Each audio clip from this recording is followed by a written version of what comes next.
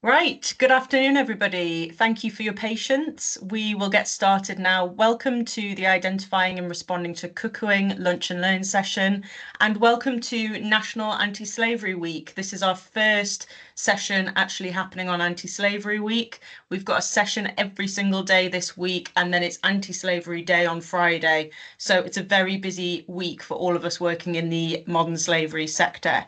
Today, we have got a fantastic session by Mick and Tev from the West Midlands Anti-Slavery Network.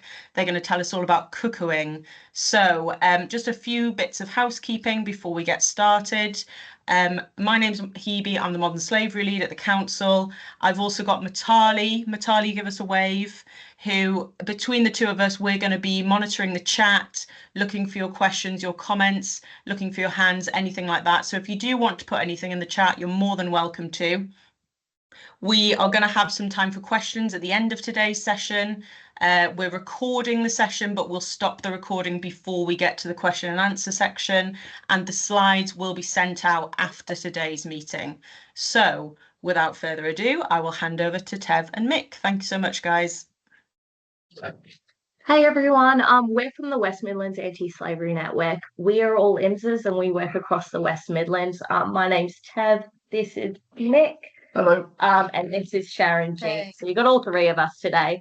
And we'll be going through cuckooing. We're going to give a really basic overview of cuckooing, signs and indicators. If you ever deal with anything in the future that give you any indications of potential cuckooing, please do contact us or Hebe because we can look into it more if you see any signs or indicators. Firstly, we're going to go into what criminal exploitation is. So when we speak about criminal exploitation, it's probably one of the forms of modern slavery you don't think of as much. You probably think about sexual exploitation a lot, maybe labor exploitation. Criminal exploitation makes up a big bulk of modern slavery. And what we speak about when we speak about criminal exploitation is when a person is basically coerced to commit crimes against their will, or they could be tricked, or they could be deceived in a way. And this forced criminality can come in many forms. It can come into the form of drug trade, which we often see in county lines with young people. It can come in the form of begging. It can come in the form of stealing from people, like pickpocketing or stealing from shops for the benefit of someone else, thefts from ATMs, and other sort of criminal activities. So when we look at cuckooing, what is happening is an individual's property is being taken over by exploiters, usually for criminal activity. And what happens with cuckooing is a lot of the time, victims of cuckooing can basically become a form of criminal exploitation by the fact that they are forced to do other elements of criminal activity. So their home is taken over, and then they're also forced to help make the drugs or help clean around the house and make like instruments for the drugs or distribute the drugs. And we'll speak a bit about what actually is cuckooing. So what is cuckooing?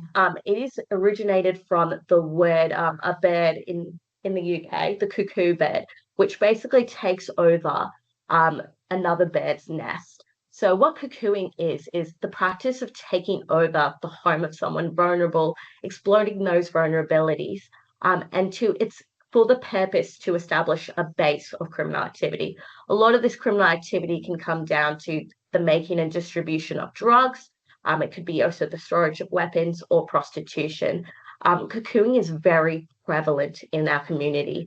And there was a report done by Slavery at Home report in 2022 that found 1 in 8 people have had signs of being cuckooed in their community. Have seen signs, sorry, of signs of cuckooing in their community. Personally, I live very close to Smethwick, and I can definitely see signs of houses that could potentially be vulnerable individuals that are getting cuckooed. So we're going to go through a bit of a case study so you can see really what kind of barriers victims of cuckooing face. Right, guys, my background is in policing, and I've had a hands-on experience of investigation into county lines drug dealing, and have visited and executed search warrants at houses and premises that have been subject to cuckooing. It is an awful crime targeting extremely individual people who were put through a living hell basically by organised crime groups who just take advantage of the vulnerabilities. But this is an actual case study that we have experience of, and it outlines a young male, Sam, single, lived in local authority accommodation, a recovering drug addict, which is often the biggest and main vulnerability around victims of cuckooing from my experience.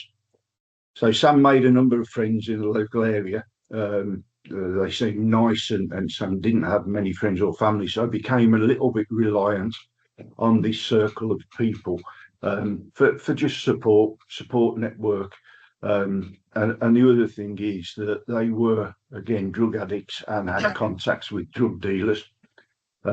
So drugs were around him, and unfortunately, although he was recovering from his addiction, he relapsed due to the freedom and free access to drugs. So they found out where Sam lived and went to his house, and again enforced their drug credentials, and also the fact that they were taking control almost of Sam's addiction and his life. So what at this stage do we think is stopping Sam from going to the police? If we don't have any contributions, we usually just talk and what we would see. But please do interrupt me if anyone wants to contribute. But kind of what barriers Sam is facing disclosing. The main barrier that a lot of victims of cuckooing face in terms of disclosure is that they potentially have taken drugs from these offenders and exploiters, and that they feel that they're complicit in a crime. And then they feel like they might get in trouble if they speak to authorities. They also potentially feel like they might not be believed, because why would anybody let somebody into their home and then let them stay and let them do all this stuff in their home? Why don't they just ask them to leave? Why don't they just call the police? So they've got this real fear that they might not be believed. And that is a real barrier for them going to the police. And it really can be detrimental to their mental health, which we will speak on in terms of the impact that this can have on a victim. Just seen a message somebody put up there, fear of repercussions, absolutely 100%. These people who generally are cuckooed are extremely vulnerable, be because of addiction, be because of alcoholism, be because of physical vulnerabilities. So that they are weak people, seen that way by the exploiters, and that fear of repercussion is massive. Nobody wants to get beat up. It is a reality that violence is used to enforce the criminal credentials of the exploiters, and that's where a lot of these individuals find themselves. They're damned if they do, they're damned if they don't. If they go to the police, then they will become a witness, or the police will try and push them down the witness route, which leaves them very open and very vulnerable to repercussions by the offenders. And that's exactly what Ted was saying there, fear of being implicated in the criminal offence. Because they know that what they're doing is effectively wrong, they think if they go to the police, then they're going to be part of that investigation. And they could and they sometimes do, find themselves being arrested and being prosecuted for quite serious offences.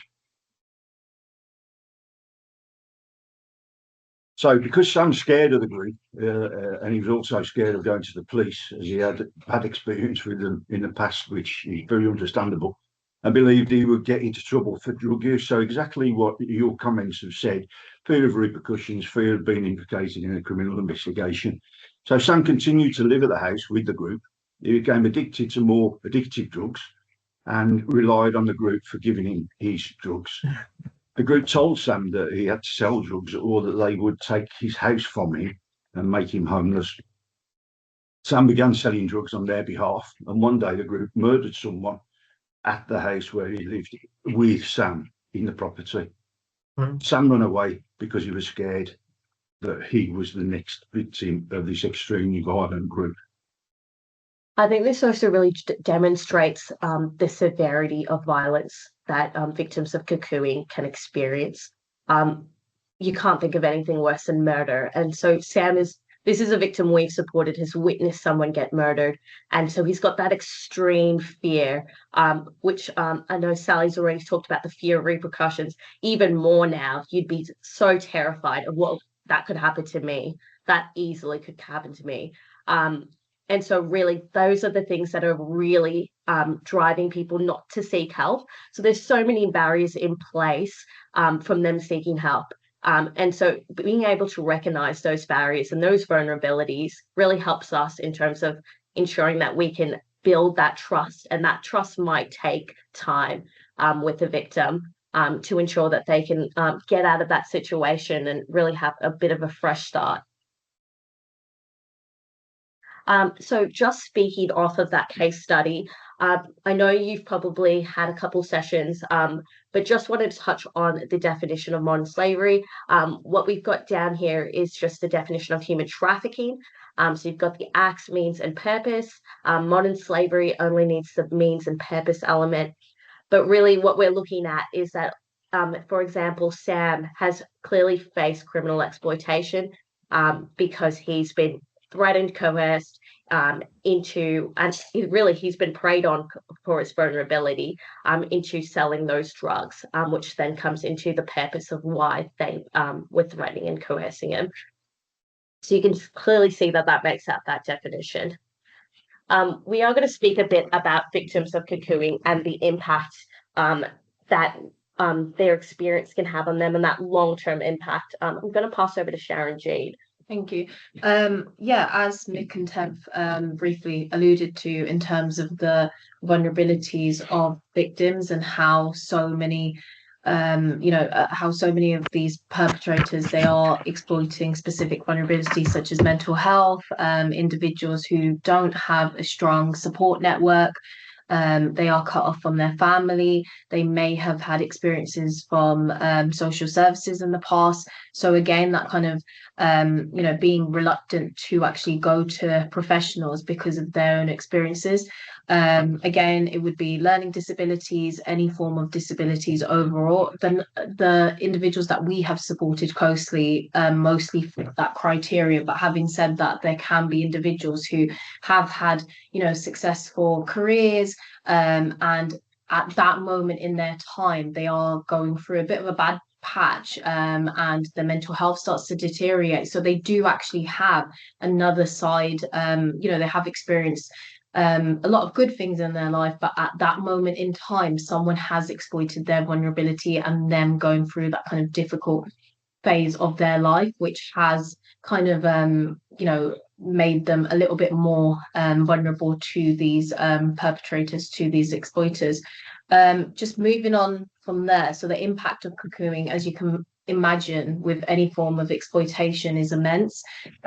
These individuals hold a lot of trauma, a lot of complex trauma, which is very, very difficult to work with, especially as professionals who, we all have that we all have trauma informed approaches, but we are not psychologists or psychiatrists or anything like that unless we actually are. So having said that, it does, from the cases we've seen, a lot of these individuals carry a lot of trauma, and it is a cry for help in terms of mental health support.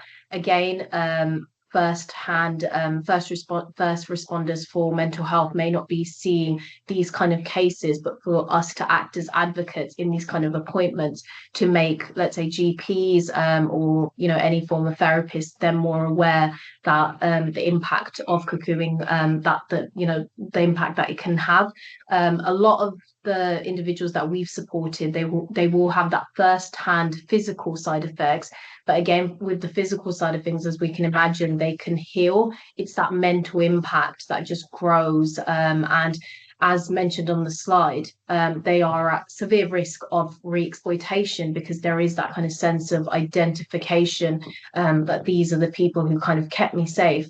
These are the people who, they didn't keep me safe, but they housed me. They did listen to me when I did need that kind of support, whereas maybe my family let go of me. I didn't have, much of a support network. I didn't have that kind of professional wraparound support. Apologies. I believe, sorry, we're gonna have to skip the video. But I believe I've deleted a slide, which were the signs of Cuckooing, which I will send in the final PowerPoint. But just to touch on those signs, they were all visible signs that you could see from a property. So a lot of that was like tidiness and unkeptness in the front yard. Mick and I have been to multiple Cuckooing properties, and they're very distinct. They stand out like a sore thumb, and it is that like cleanliness and dirtiness, and it's also the amount of foot traffic that enters that house. What happens with Cuckooing properties a lot of the times is that there's a lot of foot traffic because people go to that property to buy drugs or to come pick up their drugs to distribute them. So the foot traffic is high. We went to a Cuckooing property to see a victim, and the amount of people that came into that property in the 20 minutes we were there, you couldn't even count them. So it's high foot traffic, cleanliness of like the appearance of the house, and it's very distinct in terms of it can look very different to the other houses in the neighborhood. Is there anything you wanted to add to that, Mick? That's exactly right. Yeah. I think it's important to note that this criminal offence, although it isn't a specific criminal offence as yet, there are steps to make it a specific criminal offence.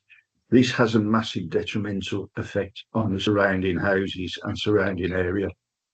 It attracts, unfortunately, people that have got criminal mindedness. It attracts people that have got addiction issues, and the general area surrounding Cuckoo premises, it very quickly becomes quite a rundown place that people don't want to live by, don't want to live near to, and don't really want to visit unless they have some sort of criminal intention. So it really is a massively impactful offence in respect of your communities. Yeah, and we often get asked in trainings if we can have questions in relation to what to ask if we get an indication of there being any sort of exploitation. So these are questions you can ask if you get any indication of criminal exploitation and just elicit more information. There's also questions at the end which surround housing, their immigration status, their work, and their sort of social network, and that also elicits more information. And they're very basic questions that can be easily integrated into a conversation. I will show you them at the end. We're just going to touch on what support is available. So I know I mentioned what we're IMSAs. Basically, we do on-the-ground support in relation to outreach, and we also have a safe house, which I'll speak on very quickly, that is located in Birmingham. The safe house can take referrals for basically adult male victims, and they are usually not of high needs victims. So we take more medium, lower needs victims. So people have been clean from drug addiction for a couple of weeks, and we can accept them into a safe place, but we can't take anyone that's currently using. And what else we do is we provide tactical advice, which would be handy for you. So you've ever deal with a situation where you can't get in contact with Hebe or she's on an annual leave, you can always reach out to us in terms of getting some tactical support into what do we do with this grey area case, because every case is very nuanced. So we do recognise this isn't something you're going to be dealing with every day. It's not like domestic abuse. It's something more hidden, and it's definitely not something you deal with on the day-to-day. So please do reach out. We always get weird questions, and we love to help because this is what we this is just touching on our Safe Place program. You can refer into the program. We are extremely flexible, and if we can't take anyone, we always try to make sure that there's another authority that can, local authority or the Salvation Army. So like I always get asked why male victims, and that's just the way the program was designed, because a predominant amount of victims in modern slavery are men. So it's just catering to that huge cohort. We do accept female victims if there are no male victims of the house. So it's just risk factors. So if there are no male victims of the house, we can accept female referrals into Safe Place. And Safe Place is basically just a safe house. It's just emergency accommodation where there are caseworkers, us, 9 to 5. Monday to Friday. They can help them with those immediate needs, help them go to the doctors, get their universal credit sorted. A lot of the times we have cuckooing victims that are getting housing benefits, but they're not actually receipt of their housing benefits. They're all going to the exploiters. So getting a handle of getting control of their benefits again is really important. And it gives them more autonomy when they have like financial freedom. Also, just to speak on really quickly about the national referral mechanism. So this pathway is basically designed by the Home Office. It's a victim support pathway. The NRM can be done by a first responder, and then I'll go to Home Office where they'll make a decision if that victim is eligible for support under the Modern Slavery Victim Care Contract. And the support that can be provided is dependent on what support the victim can currently have. So if they are a British national and have recourse to public funds, or they have recourse to public funds but aren't a British national, they can get local authority accommodations and support through that pathway. So the Salvation Army and the Victim Care Contract won't cover that, but they will always get a caseworker, which can be really handy because it can just be someone in that person's back pocket to help advocate, and for them to call in case they need additional support. So I always think that a referral is really best placed no matter the person that even if they are a British national and have recourse to public funds. If they're not a British national, they don't have recourse to public funds, and they don't have an active asylum claim, then they are eligible for accommodation support through this pathway. So it's really beneficial for them. They can also get subsistence, which is, I think, around 60 to 70 quid a week if they fit that category, which can be really, really helpful. HEBE is amazing and can always help in terms of getting an NRM submitted and checking NRMs, because they are actually very difficult and time consuming in the amount of detail you need to add in. So yeah, HEBE is your reach out person. If you can't reach HEBE, we can also help you. Can I pass to you, Hebe, to speak about your brilliant pathway? Absolutely. Thanks, Tev. So this is an exclusive first look at our victim pathway in Coventry that we're developing at the moment. So just a note, this is still subject to change. It hasn't been signed off yet. So I just wanted to give everybody a sense of the sort of pathways that victims might access once you've identified them. So I'll just talk through the next couple of slides very quickly. So first thing to do with any case involving safeguarding risks is eliminate any immediate risk of harm to anyone. So if that is applicable to your situation, you need to be calling 999 before you do any of the rest of what I'm about to say. Similarly, if there are children involved, you need to be contacting the MASH, you need to contact Children's Services and follow that. Oh, sorry, can you go back a slide, please? Thank you. So assuming that you've got rid of the immediate risk of harm, you've got no children involved in the situation, then you need to follow this victim care pathway. And the first thing you need to do is gather information about the concerns so that you're best placed to get the right people involved and to tell me exactly what's going on. Few things to note here. We don't want anybody to talk or confront perpetrators of modern slavery. So if your concern is about perpetrators, then please just gather the information that you can without having to sort of intervene. That could put you and potential victims at risk. We will have some indicators, resources on our website that you can use to guide your conversations with victims to get the most information out in the best way possible. You need to be looking at what needs the victim has. Do they have housing? Do they have money available to them? Do they need support? What immigration status have they got? All of those kind of things is what you need to consider at this stage. And only speak to victims when you're in a safe, confidential place. If there's anybody else except from you and the victim in that conversation needs to be stopped immediately, because that could be a perpetrator. So once you've got all of that information, then you can bring that to me and we can have a conversation about where to go next. Next slide, please. So following on from that, there's a few different pathways here. If your concern is relating to a business, then you need to be notifying the police, because there potentially could be perpetrators of modern slavery involved. If you think that a business has broken the law, then you should report them to trading standards. And if you think there is a business that is exploiting its workers, you need to report them to the Gang Masters and Labour Abuse Authority. If you're concerned about a location that is kind of facilitating exploitation, again, you need to be reporting that to the police. And if you've got concerns related to private residences, you need to report that to housing enforcement at the council. If you've got concerns about a perpetrator of exploitation, report them to the police. So if you're concerned about a victim, then the first question you need to ask them is, do they actually want support? All support pathways for adults is going to be based on consent, except for if there are concerns about somebody's capacity. So consider that in your conversations. If the person doesn't want support, then you need to record all of the information you've gathered really, really comprehensively and report that if necessary. You can provide them with the how to get future help document, which again will be on our website when we launch this pathway. And if you work for a first responder agency under the National Referral Mechanism, you need to submit an anonymous referral there. If the victim does want support, then you can assist them to report any crimes they've experienced to the police if they wish to do so. If the person has eligible care and support needs, you need to refer them to adult social care.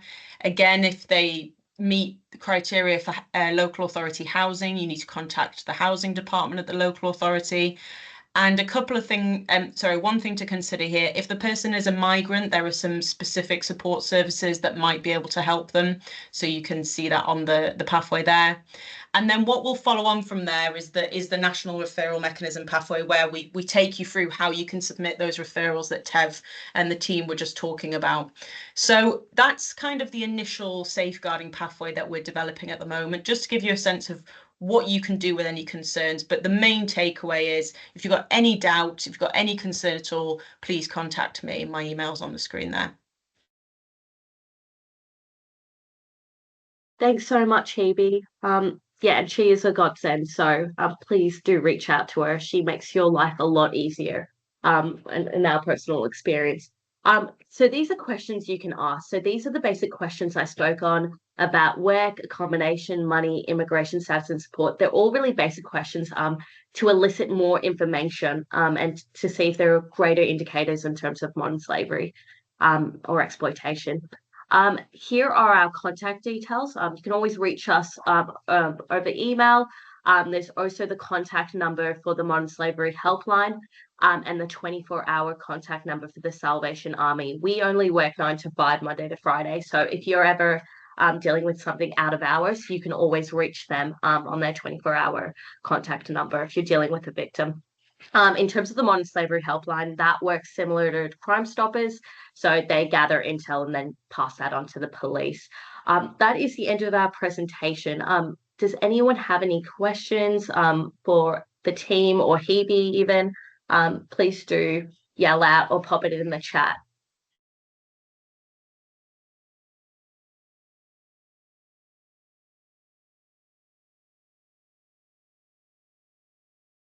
If there are no questions, please do reach out if you're ever dealing with something that you find a bit grey or nuanced, so you're not sure what it is, or you think it's potentially cuckooing. I will send out all these slides to Hebe, and she'll send it out to everyone, so you can have a look at the questions and everything like that if you ever need them in the future. Thank you, everyone. Really appreciate it. Thanks, Tev. Thanks, Mick. Thanks, Sharanjeet. Really, really great session. You've got some good feedback in the chat coming through. Yeah, thanks, everyone. That was brilliant. I hope you enjoyed that session as much as we did. As Tev said, please reach out to us. I will send you all an email following today's session, which will have the slides. It will have a link to a very short feedback questionnaire, which really helps me know what sessions you found useful and what about the sessions you find useful for future events. And it also gives the presenters themselves some nice feedback. So it's taking people maximum 2 minutes to fill it out. So if you've got a couple of minutes spare, please consider filling that out. And I'll also send you the link to all of our other sessions. So if you've enjoyed today's session, you want to hear more, then please feel free to sign up to any of our other sessions. Just a quick note that if you want to hear more about our pathways and our strategy in Coventry, I will be doing a session on that on Friday. So have a look out for that. But yeah, thank you very much. I hope you all enjoy the rest of your day and your weeks, and thanks again very much to the West Midlands Anti-Slavery Network. Bye everyone.